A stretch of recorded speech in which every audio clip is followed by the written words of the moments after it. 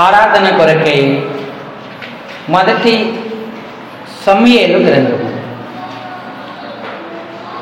సమూయేలు మొదటి గ్రంథం 7వ అధ్యాయము. సమూయేలు మొదటి గ్రంథం 7వ అధ్యాయము. ఒక్క వచనం అందరం 2 సార్లు కలిపి చదువుకుందాము. 12వ వచనం. కొన్ని పుస్తకాలలో 228వ పేజీ. మొదటి సమూయేలు గ్రంథం 7వ అధ్యాయము 12వ వచనం.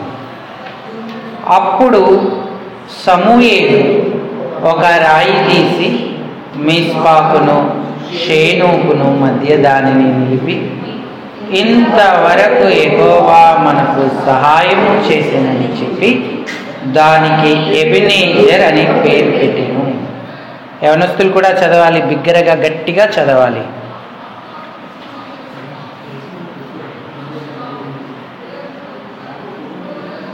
మొదటి సమూయేలు 7:12. అప్పుడు సమూయేలు ఒక రాయి తీసి మిస్పాకును షేనోకును మధ్య, ఇంతవరకు యెహోవా మనకు సహాయము చేసేనని చెప్పి దానికి ఎబెనెజర్ అను పేరు పెట్టెను. చాలండి. చదువుకున్న లేఖన భాగం చేరి రాగలిగిన మన హృదయాలకు మన ప్రభువును ఆత్మసత్యాలతో ఆరాధించడానికి హెచ్చరికగా, పురికొల్పుగా, ఆశీర్వాదకరంగా, దీవెనకరంగా ప్రేమగల దేవుడు చేయునుగాక. ఆమేన్. ప్రభు ప్రజలారా, ప్రభు నందున్నటువంటి ప్రియమైన వారులారా, మనం దేవుని యొక్క వాక్యాన్ని కొంత ధ్యానపూర్వకంగా ఆలోచన చేద్దాం. మన దేవుడు స్తుతికి పాత్రుడని, ఆరాధనలకు యోగ్యుడని మనం వినడమే కాదు, మన వ్యక్తిగత జీవితంలో కూడా ఆయనను స్తుతించేటి అనుభవానికి రావాలి.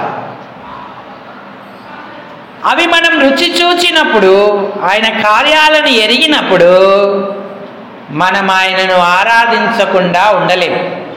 ఏదో గుంపులో అందరితో కలిసి స్తోత్రం స్తోత్రం హల్లెలూయా హల్లెలూయా అని పలకడమే కాదు, మహాసమాజంలో వ్యక్తిగతంగా మనకిచ్చిన దొరికిన అవకాశాన్ని సద్వినియోగం చేసుకుంటూ, దేవా నా రక్షణకై నీకు స్తోత్రం అని చెప్పాలి. అనుదిన జీవితంలో చేసిన మేలులు, ఉపకారాలను జ్ఞాపకం చేసుకొని ఆయనకు నిండు మనస్సుతో కృతజ్ఞతాస్తుతులు చెల్లించాలి. ఆరాధించేవారే ఆయనకు అత్యంత ప్రీతి పాత్రులవుతారు. వారి కొరకు ఆయన ఎన్ని గొప్ప కార్యాలైనా చేస్తాడు.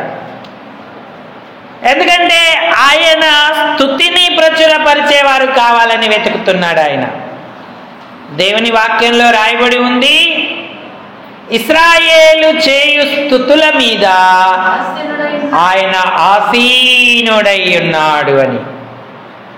దేవుని బిడ్డగా నువ్వు ఆయనకు స్తుతి సింహాసనాన్ని వేస్తా ఉన్నావా? కృతజ్ఞతలు చెల్లిస్తూ, సాగిలా పడుతూ, నమస్కరిస్తూ ఆయనను ఆరాధిస్తూ ఉన్నావా?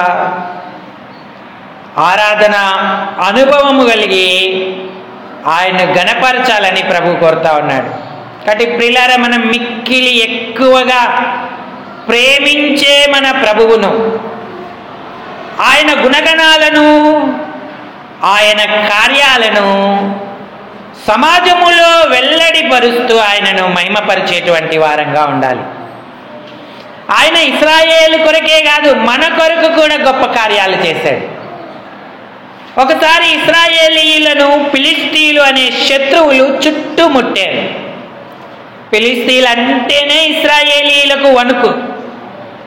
ఎందుకంటే వారికి న్యాయాధిపతుల కాలంలో ఒక జీవనోపాధి కానీ వస్తువు కానీ వారు ఉండనివ్వలేదు. వారు ఎత్తుకెళ్ళిపోయారు.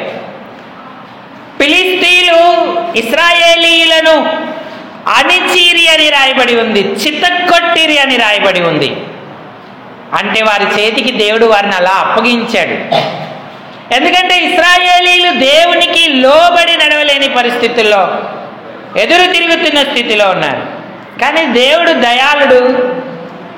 వారు తిరిగి ఎప్పుడైతే యెహోవాకు మొరపెట్టుకున్నారో, తమ తప్పిదాలను తెలుసుకున్నారో, వారి శత్రువులందరి చేతిలో నుంచి దేవుడు వారిని విడుదల చేశాడు.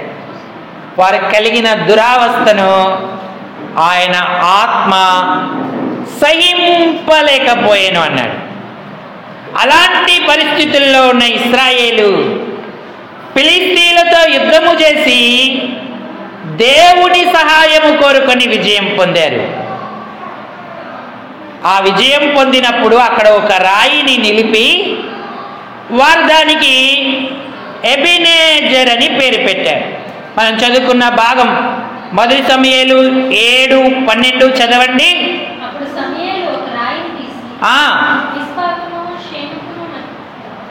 మధ్యను దానిని నిలిపి ఇంతవరకు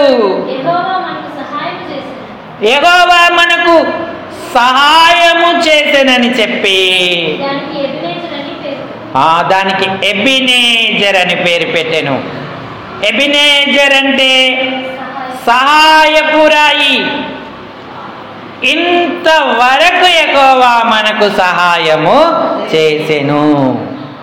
ఇంతవరకు 2024వ సంవత్సరము వరకు, ఆఖరు నెల ఆఖరు ప్రభుదినము వరకు, ఇంతవరకు మన జీవితంలో ఈ సంవత్సరం ఎంత శత్రు బాధను మనం అనుభవించాం.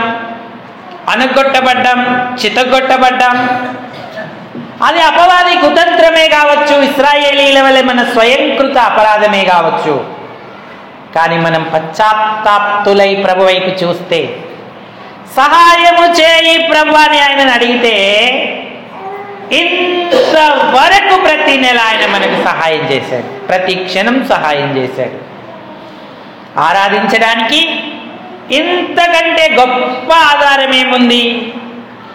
సహాయం కొరకు మనం ఎన్ని దిక్కులు ఎదురు చూసాం, కానీ అన్ని దిక్కుల్లో మనకు నిరాశ ఎదురైంది. యెహోవాయే మన దిక్కై ఇంతవరకు మనకు సహాయం చేశాడు. మన ఆర్థిక విషయాలలో సహాయం చేశాడు, అప్పుల్లో సహాయం చేశాడు, అనారోగ్య సమస్యల్లో సహాయం చేశాడు. ఒంటరితనముతో, దిగులుతో కృంగిపోయి నిరాశలో ఉన్న మనకు ఆనందోత్సాహాలనిచ్చి, ఉత్సాహాన్నిచ్చి, ప్రతి నిరాశ నిస్పృహలను కొట్టివేసి సహాయం చేశాడు.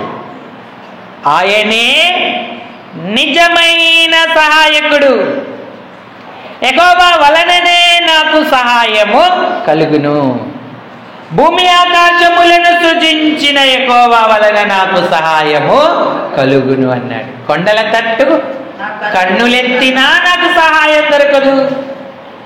సహాయము నాకు ఎక్కడ నుంచి వచ్చునన్న ప్రశ్నించిన భక్తుడే ఇంతవరకు యెహోవా నాకు సహాయం చేశాడన్నాడు.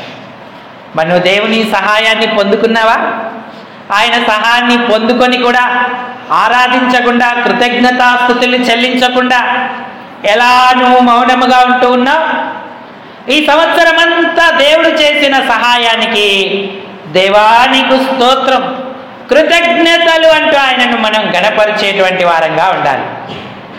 ఆయన సహాయము చేసేవాడే కాదు, ఇంతవరకు సహాయము చేశాడు.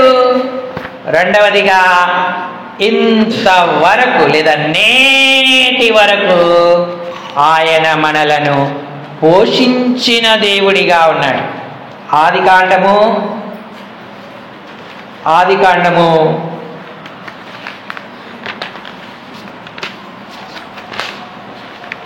యాకోబు తన మనువులను దీవిస్తూ, యోసేపు పిల్లలు తన దగ్గరికి వచ్చినప్పుడు తాను మంచం మీదే నుండి చెప్పిన గొప్ప మాట.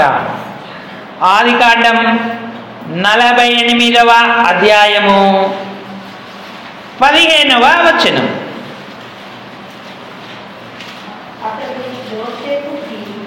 అతడు యోసేపును దీవించి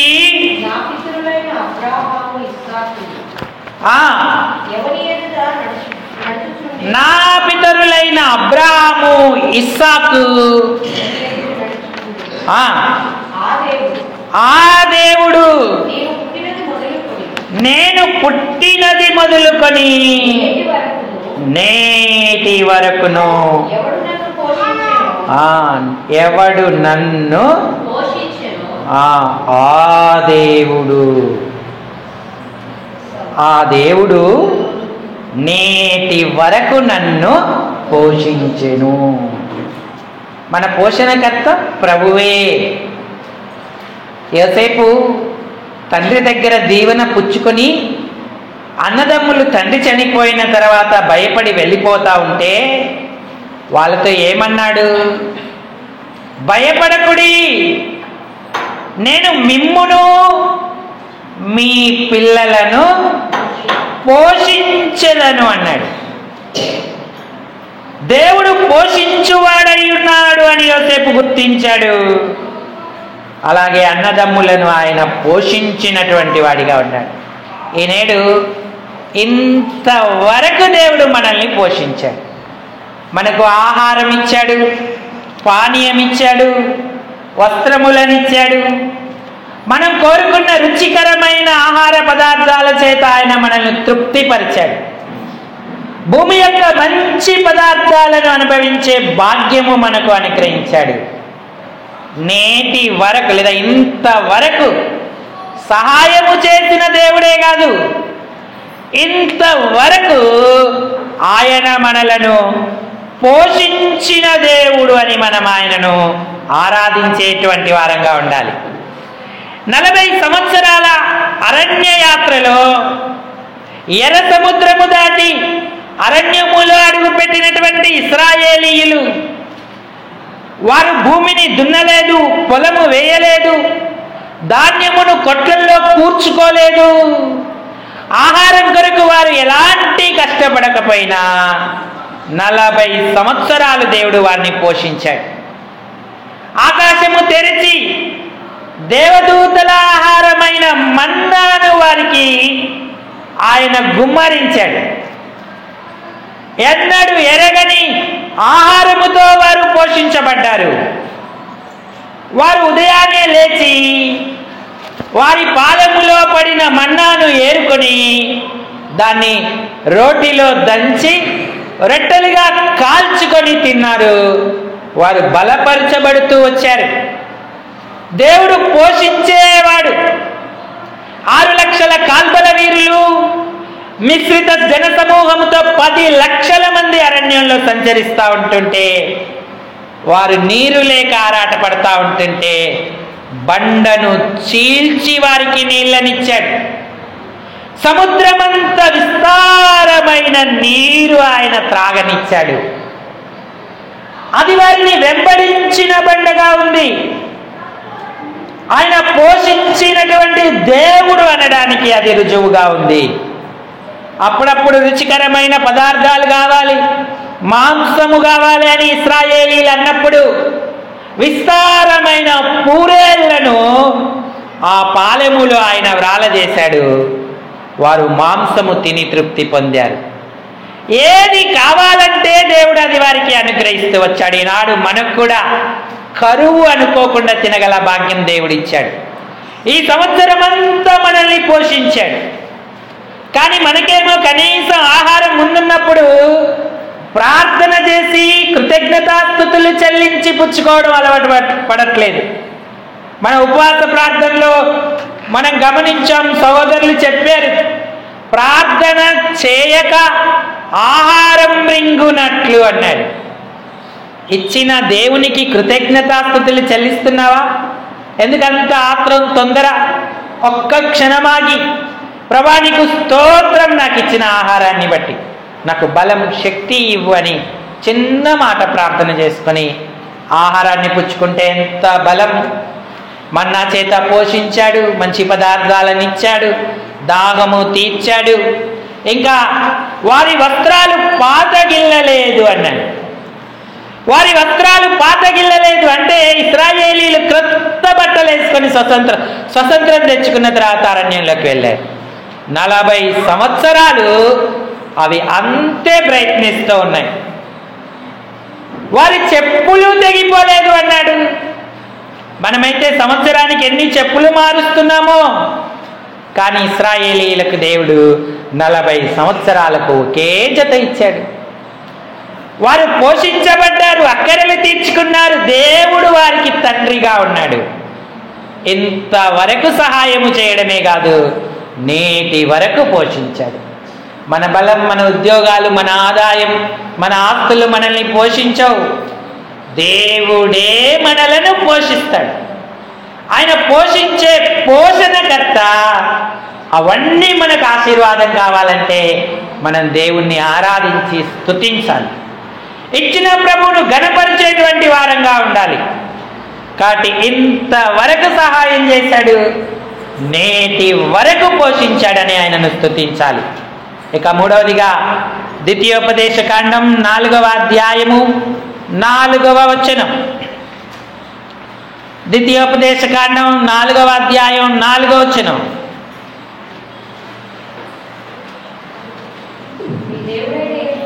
మీ దేవుడైన యెహోవా హత్తుకొనిన మీరందరూ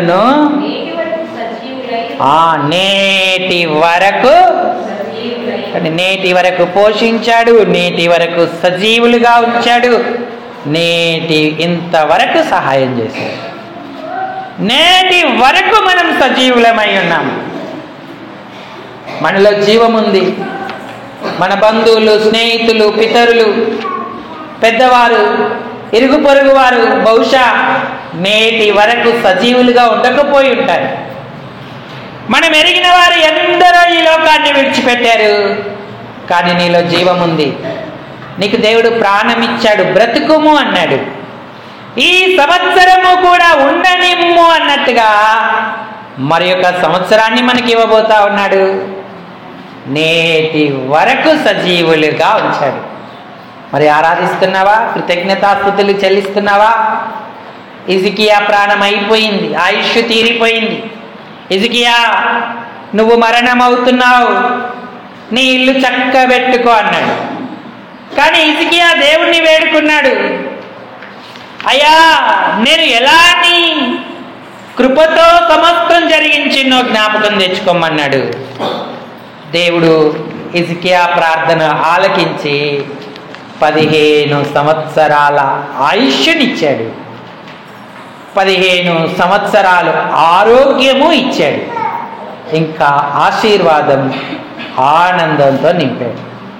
సజీవుడిగా చేశాడు హిజ్కియాను. అది హిజ్కియా గ్రహించి దేవునికి కృతజ్ఞతాస్తుతులు చెల్లిస్తా ఉన్నాడు. యెషయా గ్రంథం 38వ అధ్యాయము 18, 19 వచనాలు.